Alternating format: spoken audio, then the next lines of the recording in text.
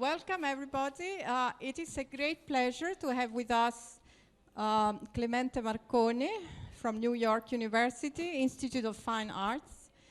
And today we have a lecture on funding cultural heritage, the archaeological site of Selinunte, Sicily.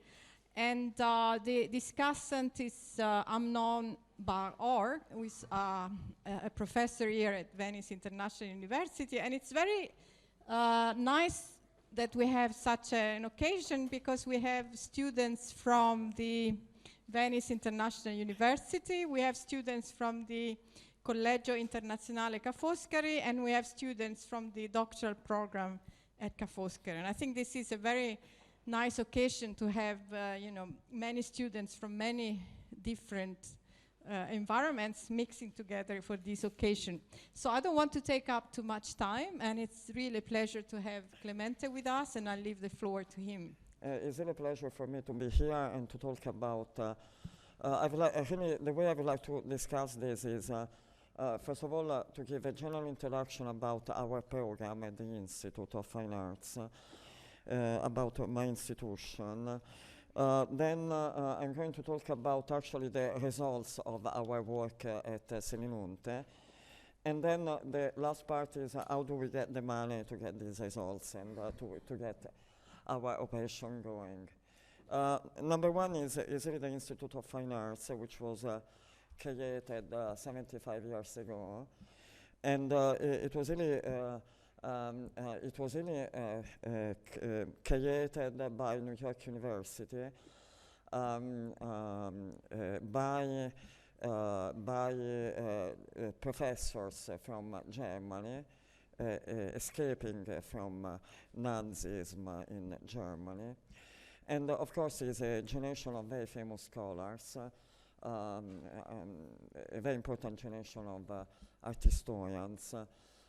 Among the names I could mention, there is of course Erwin Panofsky, Krautheimer, Karl Lehmann, Art Leben, and actually after World War II, Peter von Blankenhagen. So anyhow, and then of course many other distinguished art historians from in other fields. So the first wave came to New York and went to New York University. Actually, the second wave, and most of them were students of those that had come to NYU, actually ended up at Columbia University.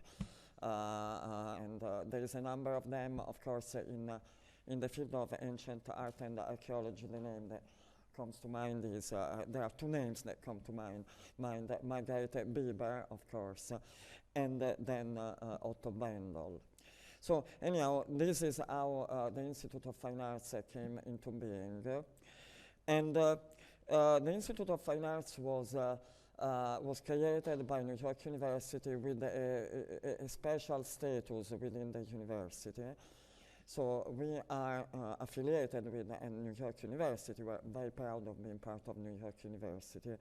But we really have our own administration, we have our own endowment, although actually in these days NYU is supporting us a little bit. But anyhow, just to say that in terms of, for example, in matters of tenure, promotion to senior faculty, we make our own decisions independently from NYU. So anyhow, as a matter of fact, there are two major institutes at NYU. One is supposed to be us for artists and archaeology, and the other is the Courant Institute for Mathematics, actually. These are two jewels in the crown of NYU. Now, which has, of course, many other jewels, but anyhow.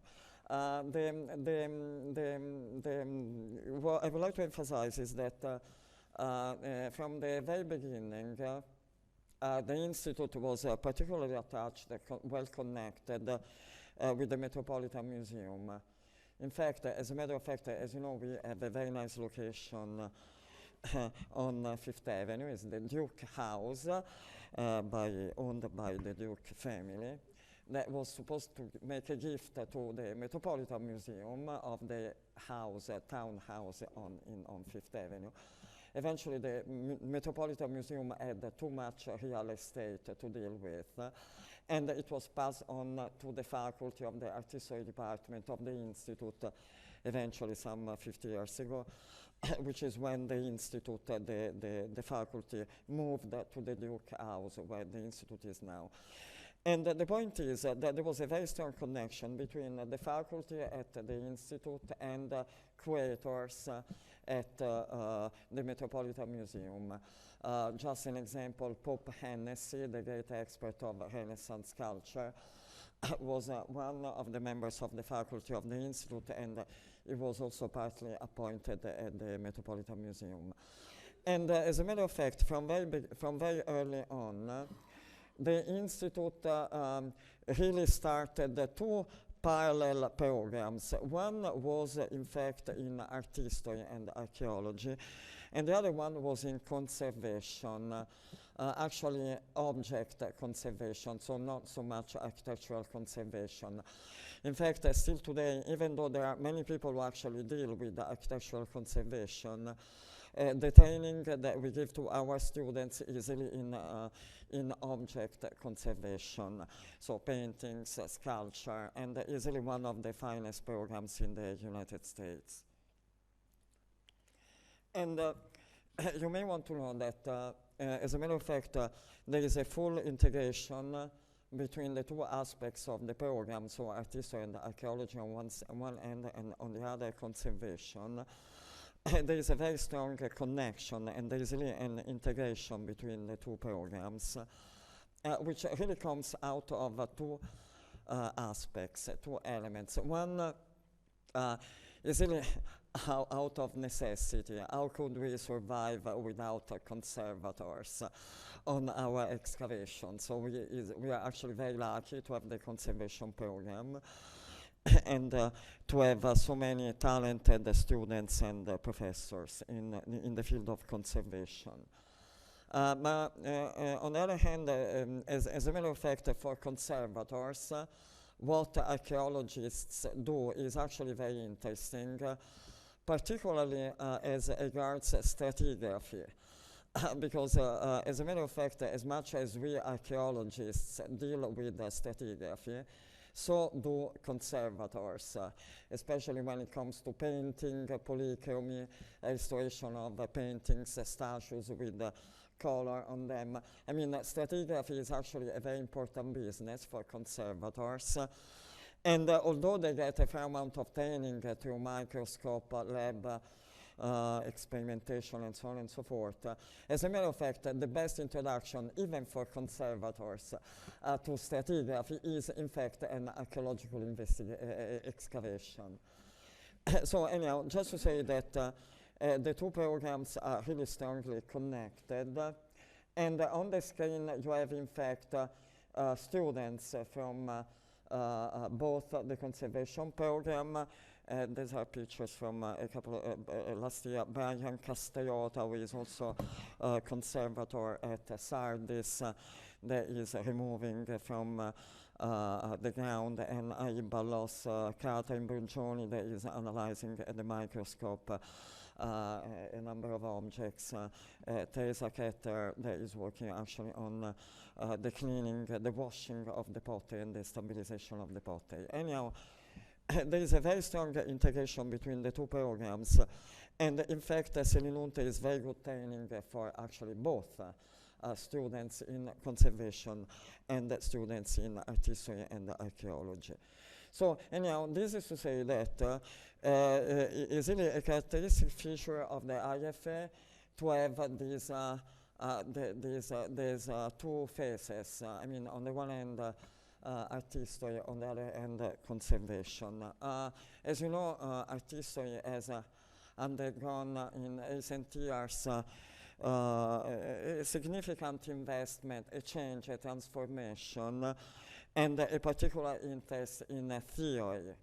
And usually, for a generation, the generation which has preceded me, theory was opposed to practice, and there were claims about the fact that there would be two types of art history, one object-oriented and the other more theoretical.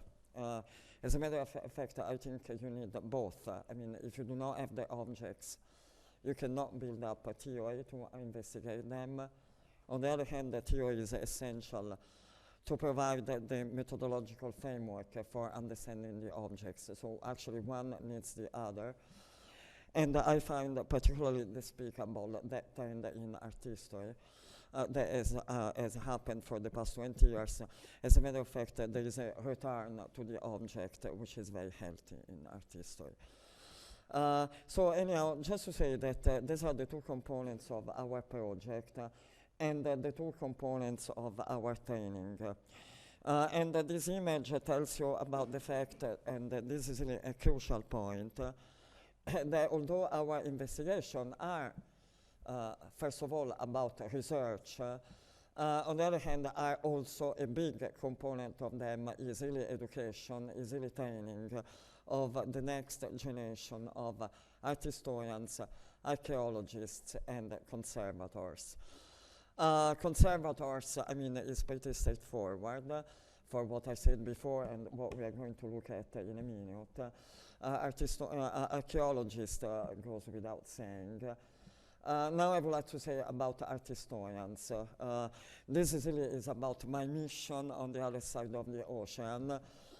And the problem is that on the other side of the ocean, I would say actually beyond the Alps, the way usually art history is talked of and talked is generally out of context with no particular sensibility for the context function of the objects and a particular emphasis on formal analysis, which of course reflects societies and social context where the observation and the encounter with the works of art is in fact out of context. I mean, is far away from the archaeological context of the objects themselves. So, I mean, you can, on the other side of Fifth Avenue from across the IFA, there's the Metropolitan Museum, which is an amazing collection of many things, but including ancient art. But the way it is presented inevitably in these encyclopedic museums is really one that emphasizes the aesthetics versus the contextual. So the result is that there is a particular emphasis on form. And I mean, you can just look at form if you really believe that there can be form related from function, which apparently some art historians believe so. So anyhow, just to say that, of course, it is really essential for students who are trained in a system where there is particular emphasis on form and not so much on context, to have these excavations where they really have a sense about the historical context, the physical context, and the function of these works of art that otherwise are not well understood. So anyhow, so you have, and of course, you know, we have artists, and this is Skyler's worked out from our MA program. He graduated last year. This is Lee Ambrosi. Lee is actually a PhD student in Chinese art. For us, it is actually very important to have not only students in ancient art, but also in classical art. But actually to have students who work on non-European art, particularly Chinese art. And it's also important to have students in modern art. They very much enjoy the experience, and it's really very interesting to have their perspective. So anyhow, just to say that really the students are deeply involved in all the aspects of the operation. You may ask me why I'm saying this. I was supposed to talk about money, but as a matter of fact, the main point I would like to make today is that the way we receive funding for our operation has more to do with our educational mission than with our research objectives. I mean, of course, we find very important things, but the educational aspect of the project, the fact that this project is an opportunity for training of the next generation of scholars, of conservators, is really the most essential aspect of our operation. Most of the people in the audience were actually to my previous lectures, but I would like to point out a few things about our operation before talking about the funding. So Western Sicily, Selinunte, the westernmost colony in Sicily, along with the Himera on the north coast of the island, well known for the Akropolis, is founded around 630 or something like that BC. Is destroyed by the Carthaginians in 409, and then reoccupied by the Carthaginians, ends its life in the First Punic War around 251. Anyhow, the Acropolis is obviously the most recognizable aspect of the plan of the city, as much as the temples, those on the eastern hill and those on the Acropolis. We are, in fact, investigating the main urban sanctuary, easily located to the south of the two large Papal temples of the archaic period. And we have been really investigating the most recent temple of around 300 BC, and one of the earliest temples at the site, Temple R. Phase one of our operation between 2006 and 2009 was in fact on Temple B and the polychromy of the temple and the polychromy of Greek architecture. And we had a significant involvement. The project actually started when I was teaching at Columbia. Then I deserted Columbia for the ivory tower of the IFA. So anyhow, but we kept strong ties with Columbia. And every year we have 1 or 2 students from the conservation program at Columbia. I actually have many students, PhD students from my experience at Columbia, that are actually involved in the project. But the main point is that the project on Temple B was in large part about architectural conservation, plaster, color, and it was also about actually the protection, the maintenance, issues of conservation that could be of help to the local superintendency, and we are, of course, very grateful to the Ministry of Culture of Sicily and to the local superintendency for this opportunity of doing investigation on such important ground. As a matter of fact, what started as a project about architectural conservation became a project about also digging, excavation. There was a lot to dig because in fact there are 2 meters of stratigraphy preserved all over our area of investigation. And strangely, nobody had noticed before us, but in fact there is an intact stratigraphic sequence from the Bronze Age to the Iron Age, to the time of the foundation, to the classical period, to the Hellenistic period. These are the Bronze Age materials of the 2nd millennium. There was no knowledge about a frequentation of the area in the Bronze Age, of an occupation of the area in the Bronze Age period.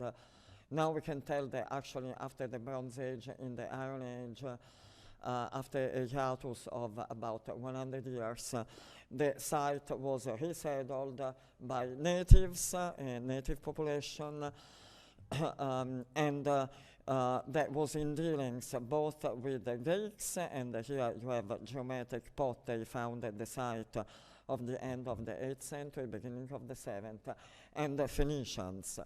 So anyhow, just to say that after this phase, there is the phase of the colonial foundation.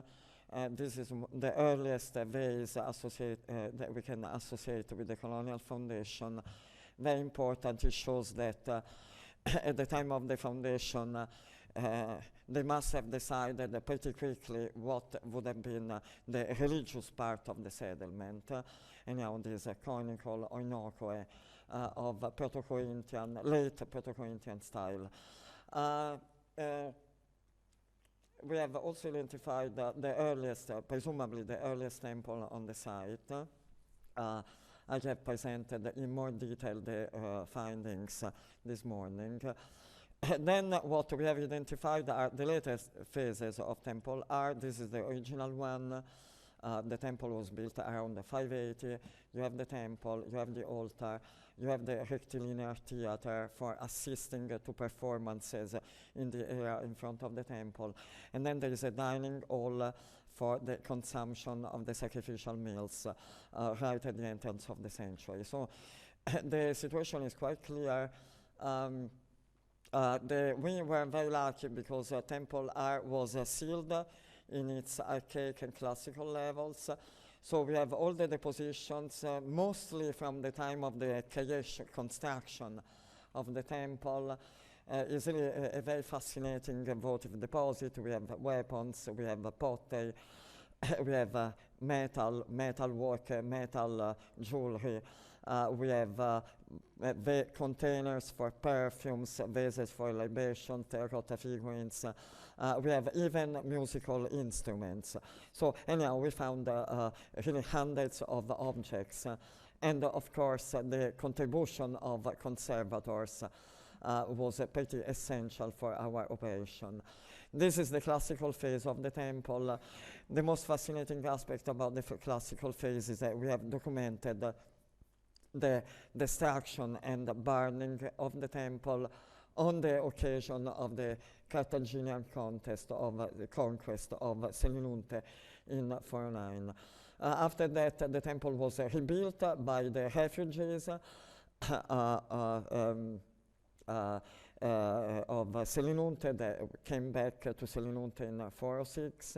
They rebuilt the temple, presumably a temple of Demeter.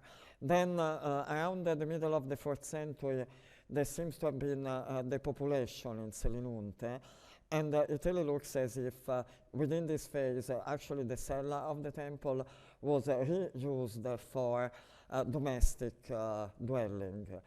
Last but not least, the building was reused as an arsenal with catapult bolts. So this is what was found actually at the time of the first excavation of the temple in the 1870s, and presumably served as an arsenal on the occasion of the Punic Wars. Now, just a couple of comments about conservation. In fact, our original funding came from the Case Foundation. So we are really grateful to the Case Foundation for supporting our operation because really the project started as a kind of experimentation with the documentation towards architectural conservation. So anyhow, first of all, the work of our conservators is essential for assisting us in removing objects from the ground, which is really the occasion where most of them are damaged and they can lose very precious information, including polychromy. This is a student from 2 years ago that is removing the remains of the bone flute from the ground. Then there is actually a process of stabilization of the objects in the field lab. We have a field lab in a building that is sooner or later will become the Museum of Selinunte. Actually was supposed to become a Museum of Selinunte 20 years ago, but hopefully this will happen. In the meantime, we are actually using the facility as our storage facility and as a lab. And then, of course, the work of our conservators extends to material analysis and technical studies. So it's a great opportunity. We we are experimenting not only with the microscope analysis, but also with new imaging techniques.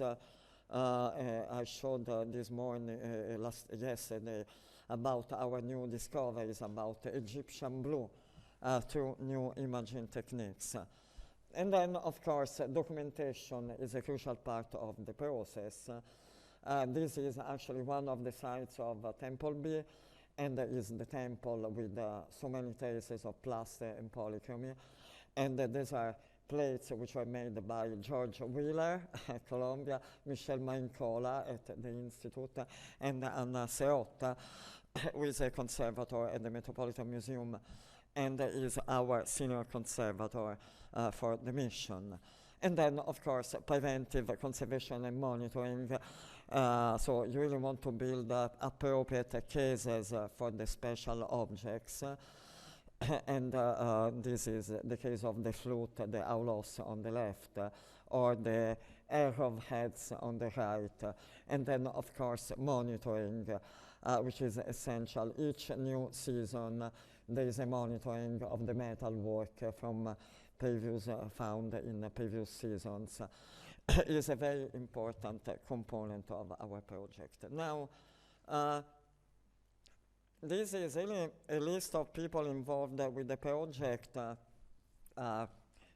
from last year. The number of individuals that have assisted us over the years would not fit the slide, so it's just the past season. And it basically tells you that it's a big project. Really the idea is to have an interdisciplinary project with several people with different interests and competences involved. So, I mean, reception and modern architectural history is a very important component, as it is architectural analysis, 3D modeling, digital documentation, laser scanning, and so on and so forth, excavation, conservation, graphic documentation. Even though now people tend to use, for the most part, laser scanning for the documentation of architecture, I still believe on the important role of graphic documentation. I can anticipate, I suppose, for at least the next 5 or 10 years.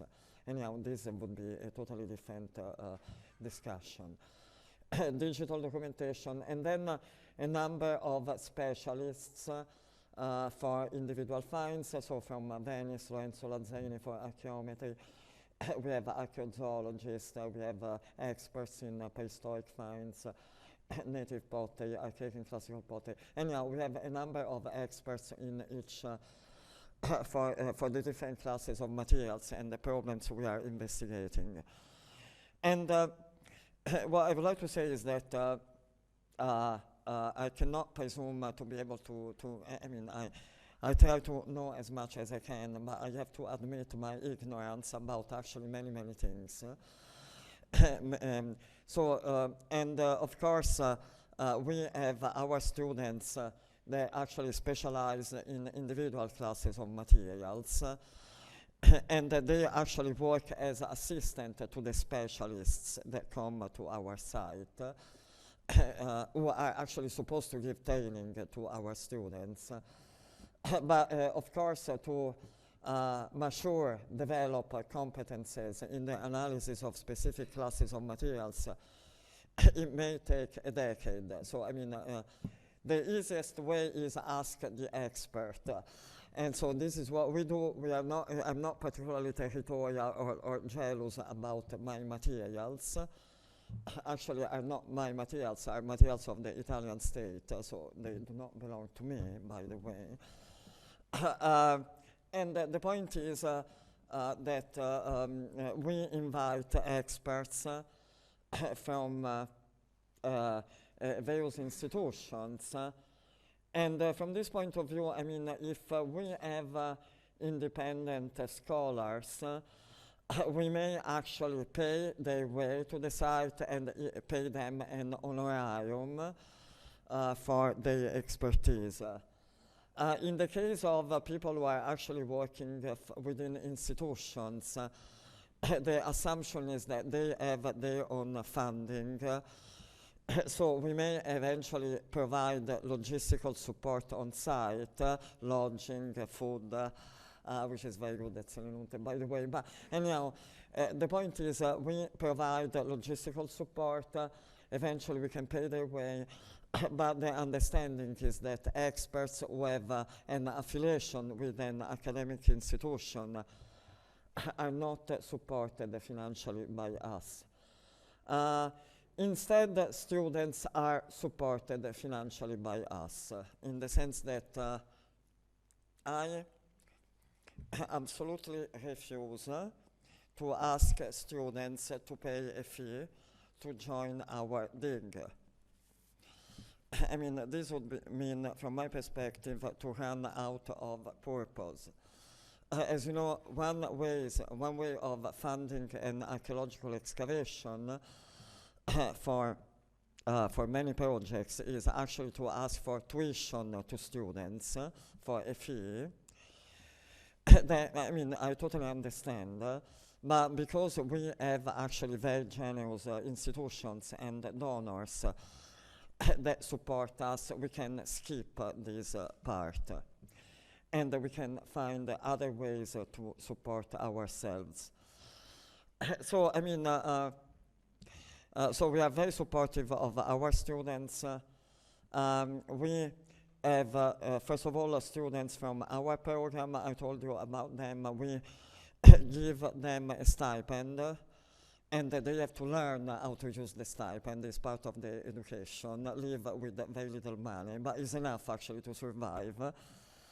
But anyhow, it's actually very good for them as a form of training to learn to live on a stipend in a foreign country. And it is very successful. They really do not have to pay for any extra thing. They are really fully supported by us. Then the problem is we get money for the support of our students. I mean, as an educational institution, they have to be students from the IFA, the two programs. But we are very happy to have volunteers from other institutions. We may support in part them, the logistics, but usually they actually can get funding, not to pay tuition or a fee to us, but to support themselves from their own university. I don't know. This year we have a student from Columbia, and she has support from Columbia. Another is from Johns Hopkins. She has support from Baltimore. I mean, they usually are supported, and so they can actually support themselves the way we support our students, our own students. Now, so you may want to know how much money do we spend on this operation.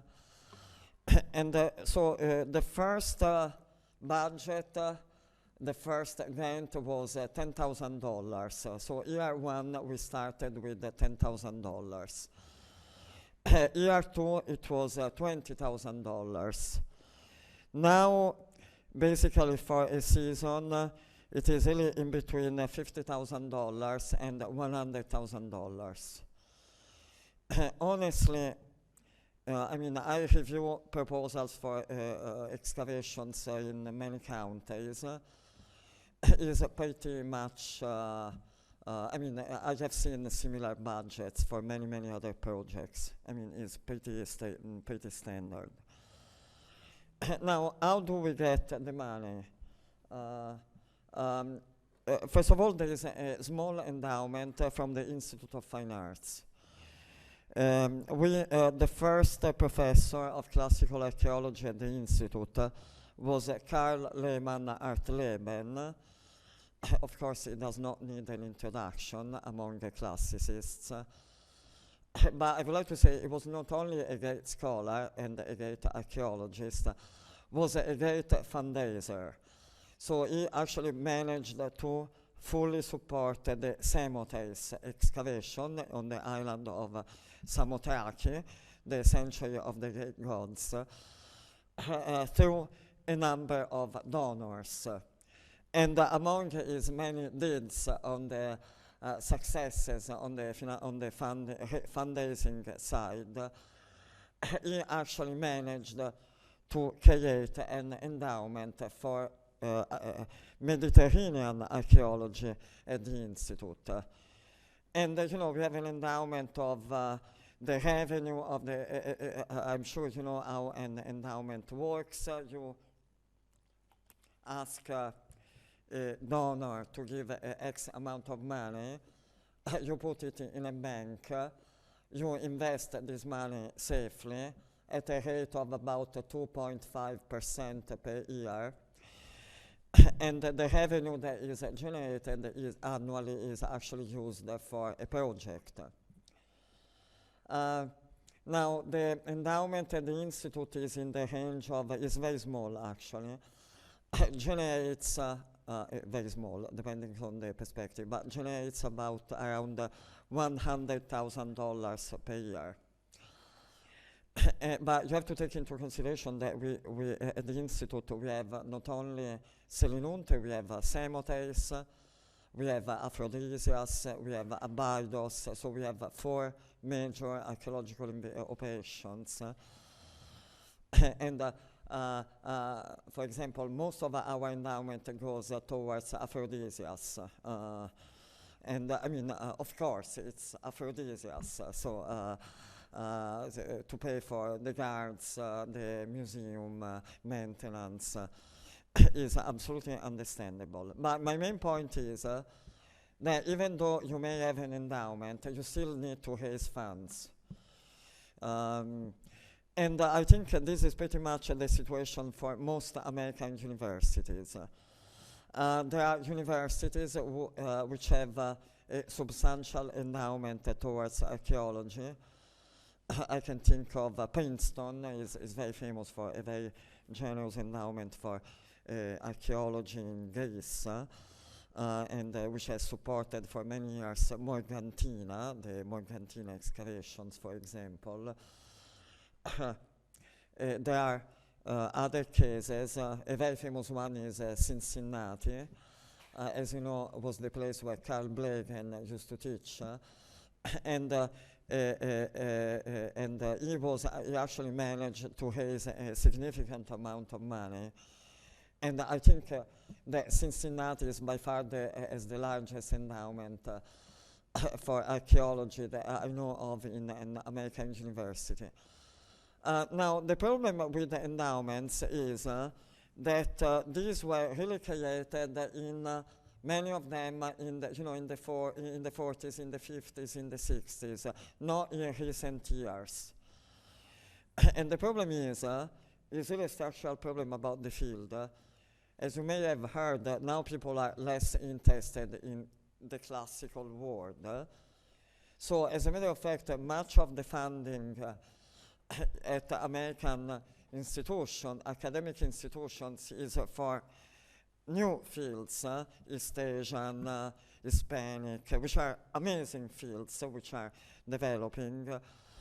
But the point is, it's far easier to find good support for these fields rather than classical archaeology. It's actually nowadays very difficult. Now, even which is really a problem, because, for example, Colombia does not have an endowment for archaeology because they were assuming, many of us were assuming there would always be donors for classical archaeology. So in the years in which it would have been possible to create endowments, many institutions did not raise funds. So anyhow, it's really a structural problem. Now, even if I find, so my operation, I need, let's say, $50,000. So to have an endowment, I need to have $4 million, basically. By the way, if there is anybody in the audience that would like to gift us $4 million, you are welcome to Selinunte for life. You never know. But I mean, I'm serious. So the problem is, okay, so you have someone that is interested in giving you $4 million. So what are you going to do? Are you going to leave the money for the next generations? Or are you going to spend all the money for yourself? Because I have, this is really funny. Because funny, I don't know, is funny or tragic, depending on the perspective. Because I come from the European academic environment, I have a deep sense of loyalty to my academic institution. Then actually in my life I moved every 5 years, I go to a different academic institution. But in principle, I am very loyal to my academic institution. Then for reasons of life, I have to move from one place to the other. But anyhow, just to say that in more than one occasions, when it was about Colombia and also at the Institute at some point, so, I said, I would like to create an endowment. And the people came back to me and said, but how about giving you this $4 million now that you are actually going to spend in the next 5 years? Anyhow, I'm raising this point because, as a matter of fact, there are donors who prefer to see the money being spent immediately. Because, there are horrific stories about endowments, that money that is given towards a particular field, chair, that is actually not spent for years. I remember Colombia used to have an endowed chair for Edith Porada in the name of the great Edith Porada. And then after she retired, there was this money for the chair. And it was impossible to fill the position for about 30 years. Now there is a Zainab Barani. But she's literally the successor of Edith Porada, because for 30 years there was nobody that could fill the chair. So, as a matter of fact, there are many donors that are not particularly enthusiastic about giving money for eternity, because they do not trust academic institutions too much. And there are really all sorts of horrific stories of, they can become very contentious, actually. So anyhow, this is about endowments. So I repeat, if anyone wants to give us $4 million, we would be very grateful. So this is the chapter of the endowments. Okay, so if you do not have an endowment, how do you generate funding? How do you raise funds? One option I mentioned before is about charging a fee, the students with a fee. And that is, I can see that in many situations easily the only way out. And I mean, I do not want to dispute that. I only think that in my particular case, because I can find generous donors, it would be a pity if I charged my students. So I prefer to slave and do the fundraising rather than charge the students. Now, in theory, there are government agencies like the National Endowment for the Humanities that are supposed to give you money for archaeological investigations. And I would like to emphasize that this project applied for support to the National Endowment for the Humanities and did not get support. There were two reasons, were outlined by the reviewers. One, we have a lot of money of our own, so why would we apply to money from the government? Being on Fifth Avenue at the Duke House with the chandeliers, red carpets, and paintings on the wall. So why would we subtract money to other government agencies that could be spent on institutions far away from New York and Fifth Avenue? And that is actually a very good point, because it's a very good point. I can only agree. In fact, I'm not going to apply again to the National Endowment of the Humanities, which again I would like to emphasize has not supported this project.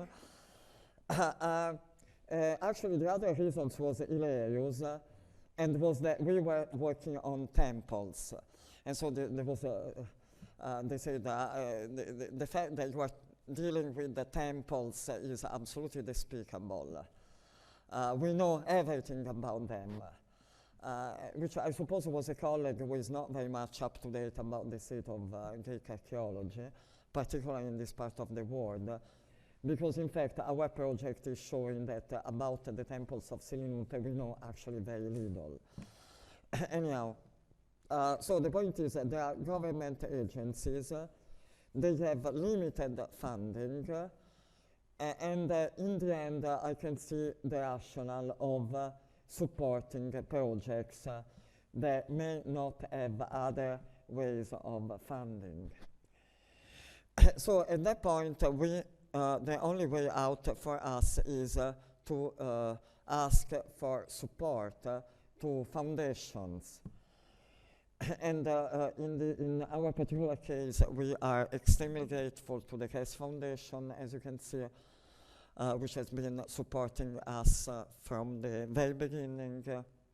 And then there is the Malcolm Wiener Foundation and the 1984 Foundation. Now, one comment about the Malcolm Wiener Foundation and the 1984 Foundation. They really, I cannot say how grateful I am to Malcolm Wiener and Charles Williams, because they are really making possible our work. As you know, Malcolm Wiener is particularly interested in the Bronze Age, and because we have prehistoric finds, is very excited about our project. Charles Williams, who runs the 1984 Foundation, is very interested in Greek architecture, also Roman architecture, so he is also sponsoring us. And as you know, the system is very simple. You have these foundations, you have these wealthy donors that they can actually support academic institutions. As a matter of fact, a range of institutions, hospitals, anything is for the public good, and get tax relief in exchange. I would like to say that this is, of course, according to the law, and the law may change.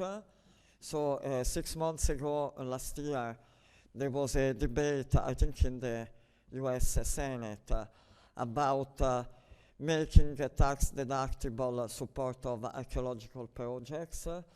So fortunately, this was not pursued in terms of at the legislative level. But anyhow, just to say that we have to be alert and make sure that support keeps being provided actually by donors with the tax relief.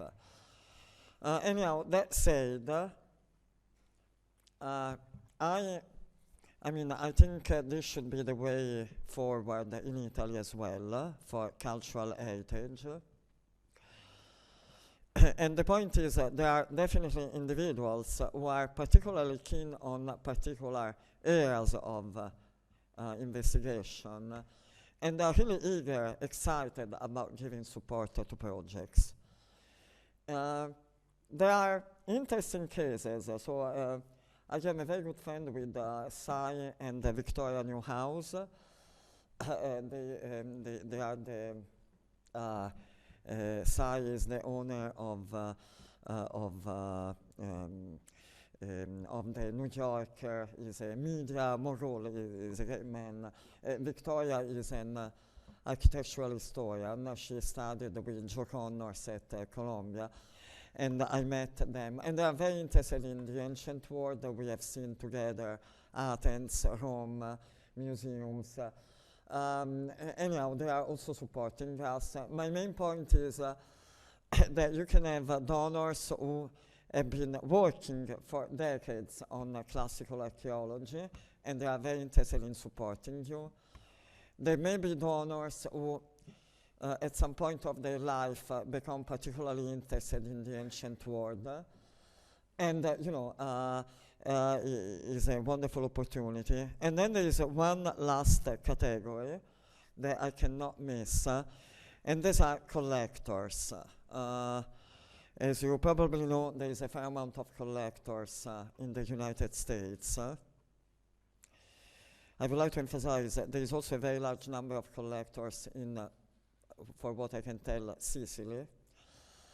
Then there are lots of collectors in Germany. There are lots of collectors in France. This is just among parentheses. We always talk of rich American collectors who traffic in antiquities, stealing materials from the cultural heritage from Italy, and we are actually right in doing so. Then there are lots of German collectors stealing from the cultural heritage from Italy. We don't talk too much about them because there is the European Union. And as Italians, we want to know that there are lots of collectors in Sicily who usually do not go to jail, and we know all about them. And as a matter of fact, usually they are the main engine behind looting at archaeological sites. So this I would like to say because, you know, there is a lot of misrepresentation about this issue. A donor on Fifth Avenue is only the last chain in the point of arrival of a long chain that starts in Sicily, in the case of Sicily. So anyhow, that said, there are lots of donors in the United States. I myself do not ask for support from collectors of ancient art. And the point is, I mean, eventually I would love to do so, but only at the condition that they collect art which has a clean provenance. So I'm not against collecting as a matter of principle. I mean, after all, archaeology came out of collecting. But anyhow, you can collect ancient art that is from collections of the 19th century, which has a clean provenance, and that is really not a problem. But definitely, every time I meet people who are interested in sponsoring us, I ask them about their collection, and if they are aware and they have a full knowledge about the provenance of the objects that they collect. If they do not have a clear knowledge, then I prefer not to receive their money. Now, from this point of view, there is in fact, I can only talk for American archaeologists. There are two different ways of approaching this issue. So there are those who can eventually ask for support to private collectors, and there are those who don't. And anyhow, I am the second category. Now, I think this is a very good overview. Okay, very well. I'm done. Thank you for your patience. It's an honor to be a discussant here after this lecture. I would like to talk about a few things. First of all, I'm an architect and I deal with architectural conservation and not conservation of objects. So my first thing I would like to say that you were talking a lot about the way to conserve the finds that you find there. Usually they don't stay in the place, they don't stay in the dig, you have to take them out. So people who come to the ruins that are left after the archaeologists finish their work, they actually don't have the connection and the context, because they have to go to the museum, and most of the time probably you bring those articles back to your laboratories somewhere in the States, in your university, or in the other laboratories. So it's like, for me, if you want to really understand the whole cultural heritage that is left after your research and after the dig, it means that you have to divide yourself between the dig, what was left there, and that's one of the biggest problems, because you didn't talk about the conservation of what was left after. If it's not restored, if it's not reconstructed, and it's not doesn't become a touristical attraction, that it might support itself, it's usually ruins. And we have many of them in Italy, and we have many of them in the place I'm coming from, Israel. So it's like, till now it was not, archaeologists could go to dig anywhere they had a permission, and then they would leave the place as a ruin. So we have hundreds of them all over Israel, and you really cannot understand. You have to go to the books, of course, to the research, but not in the site itself, which is my concern. You understand almost nothing. Then there's in architectural conservation, there's a big advance. I mean, there's a procedure that we started in Italy when I was studying in the 70s. It was Restauro dei Monumenti. Today nobody's talking about restoration of monuments. We are talking about conservation of sites and environments. So we take the landscape, and I'm sure you too, when you make your dig and your excavation, you're probably checking not only the temple itself, but all the environment and the nature and what was the fields that were worked by the people there. So something else which about founding. You were talking about collectors, and I wonder what about the local community, the people who actually live there nearby, in the villages, in the cities. What about them? They are not all of them. And of course, you said there was a long chain of looting the antiquities, but there are other people that could support and could keep and could maintain those digs and the remains. And I would love to hear more about the connection of you as Americans coming to Sicily, digging there, and what is left there for the local community. And I like the form for all functions that you said before. It's a great architectural say in the 20s and the 30s by Frank Lloyd Wright, and that is top modernity in archaeology. Thank you very much. First of all, we do not leave ruins because we backfill all the time. So at the end of the season, we backfill. I have been to several excavations where actually there was no backfilling by archaeologists at the end of the season, which was obviously a serious problem for the preservation of the architecture. So I'm very, at some point in Selinunte, there was a scholar, was a great expert in ancient architecture. He systematically emptied the foundations of one of the temples, and he did not backfill for 15 years, until the point that the temple was actually collapsing, because there was no stability to the foundations, so there was the need to backfill.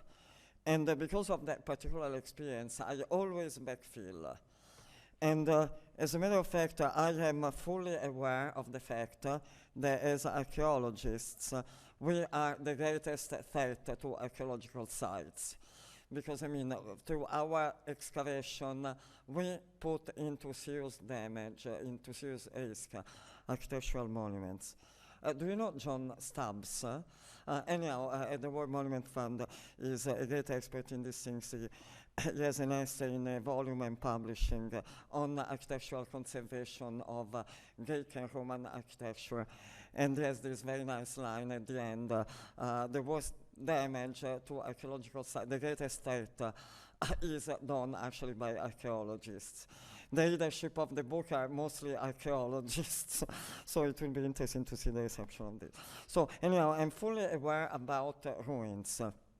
And in fact, I say this, but I would like to emphasize this. This work is done in collaboration with the local superintendency. And we are developing a protocol towards the maintenance of these temples that we are investigating. So not only actually the plaster, the polychromy, but also the stone. So we are analyzing how stone is actually changing ever since we came to the site. We are monitoring our stones. And we are developing this project in collaboration with the local superintendency. So the main point is a great part of our project, and this is what we developed with the Case Foundation. We are really developing a protocol that could be of help to the local service for the antiquities. And as you pointed out, we don't do restoration anymore, or very little. The main issue is maintenance. The main issue is, I do not want to go to talk about this, it would be another talk, actually for my father. But anyhow, just to say, maintenance is absolutely critical.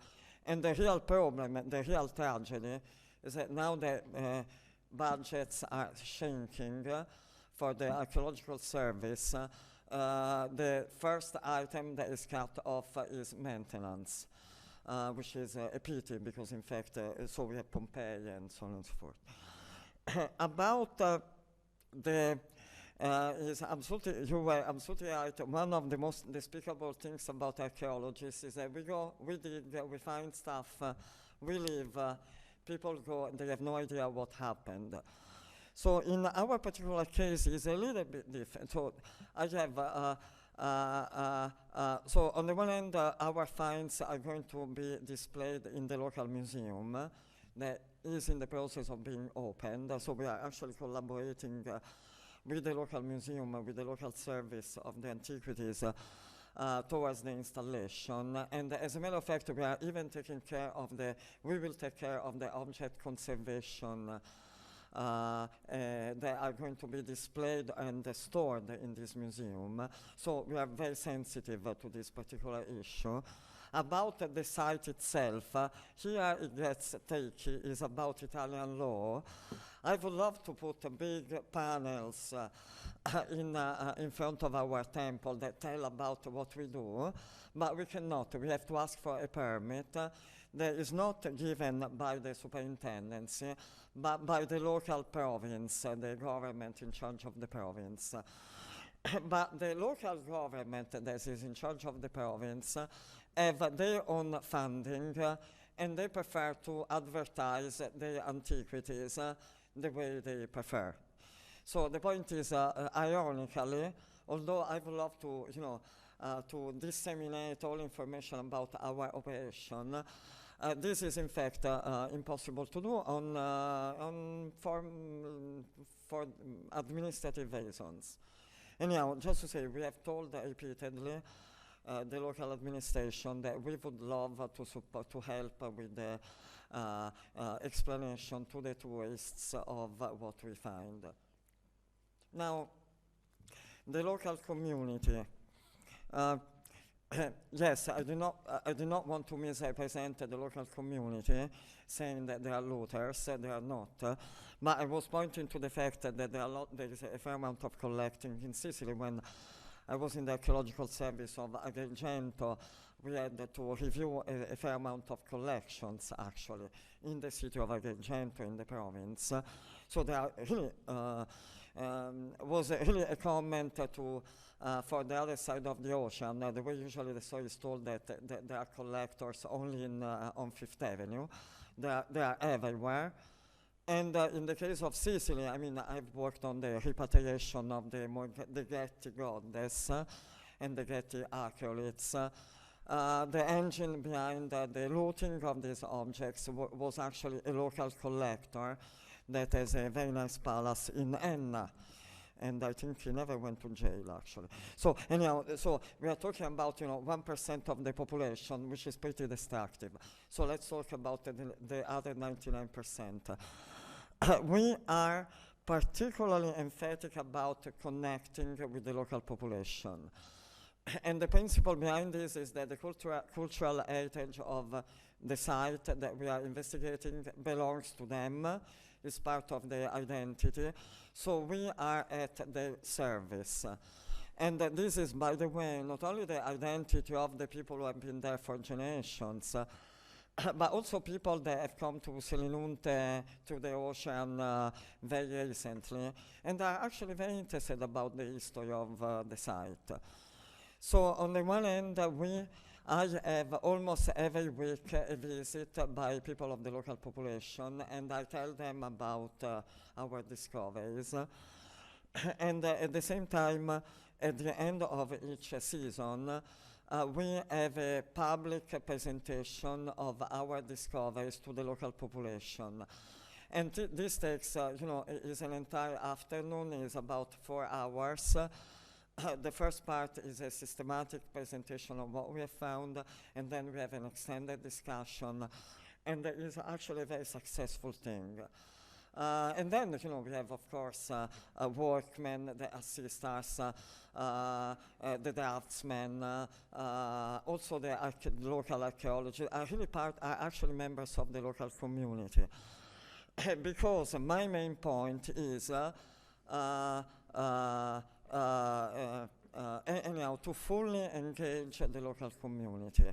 So for us so thank you for pointing that out. I do not want to misrepresent the local community as a community of looters. In fact, the point is people eventually loot because they do not have a full realization of the significance of the objects, actually. So anyhow, so thank you very much, actually. I'm a student from the International College of Ca' Foscari here in Venice. Yes, yes. And I'm studying history of art, so... Yes. Okay. And I was thinking about the fact of the funding, the problem of funding. Yes.